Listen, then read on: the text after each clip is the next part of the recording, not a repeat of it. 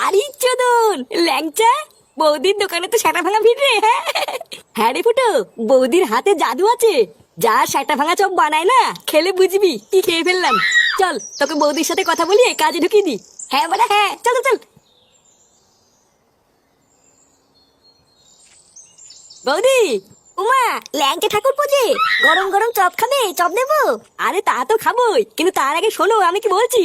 এই যে বৌদি, এটা আমার বন্ধু ফুটো। তুমি বলেছিলে না তোমার দোকানে একটা ছেলের দরকার, তা আমার এই বন্ধুই তোমার দোকানে আজকে থেকে কাজ করবে। এ মা ঠাকুরপো, ওর তো ছোট। আমি তোমাকে বলেছিলাম না একটু বড় দেখে নিয়ে আসবে, এর তো ছোট হয়ে গেল। না বৌদি, ওর বাইরে থেকে দেখে এরকম মনে হয়, ওর কিন্তু ছোট না। হ্যাঁ হ্যাঁ বাড়া, আমার ছোট না। ও তাই? আচ্ছা ঠিক আছে, তুমি কালকের থেকে কাজে চলে এসো। আর হ্যাঁ, একদিনও বাদ দেবে না কিন্তু। না বৌদি, বাদ দেবো কেন? তুমি দোকান না খুললেও আমি চলে আসবো।